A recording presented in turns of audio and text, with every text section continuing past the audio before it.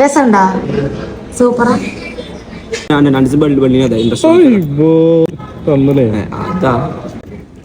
മറ്റേതില്ല ശംഖ് ഓട്ടുണ്ട് ഇങ്ങനെ. ഇതെന്താ പവിഴപ്പുറ്റിന്റെ സ്റ്റോണ്. ഞാനിത് ഇന്നലെ അവളവിടെ എത്തിയപ്പോ കാണിച്ചു തുടങ്ങിയതാണ്.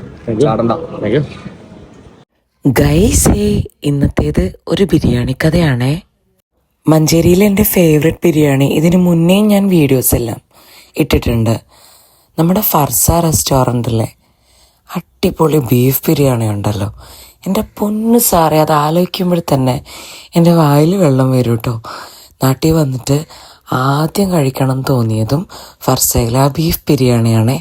അത് കഴിക്കാനുള്ള തുള്ളിച്ചാട്ടം പോക്കും കേട്ടോ നിങ്ങളീ കാണുന്നത്. പിന്നെ സൗണ്ടിന് എന്ത് പറ്റിയെന്ന് ചോദിക്കേണ്ട, നാട്ടിൽ വന്നതിന് ശേഷം സൗണ്ട് ഇങ്ങനെയാണ്.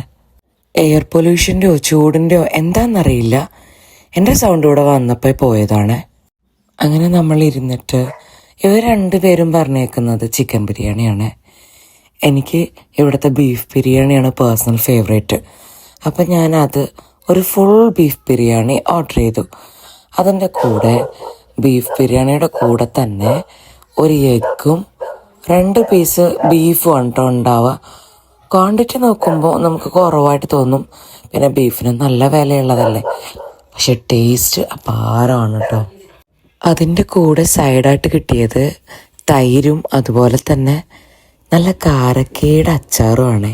മധുരമുള്ള അച്ചാർ വേറെ ലെവല്. ആർക്കും ഞാൻ റെക്കമെൻഡ് ഒന്നും ചെയ്യുന്നില്ല, ബിക്കോസ് ഓരോരുത്തരുടെ ഇഷ്ടമാണ് ഓരോ ടേസ്റ്റ്, എവിടെ നിന്ന് കഴിക്കണം, എങ്ങനെ കഴിക്കണം എന്നൊക്കെ. എന്തായാലും എൻ്റെ ഫേവറേറ്റ് ഇതാണ്.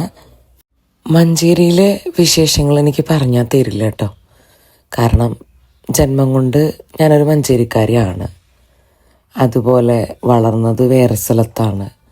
പിന്നെ വീണ്ടും മഞ്ചേരിയിലേക്ക് തന്നെ ജോലി ആവശ്യത്തിന് വരേണ്ടി വന്നു.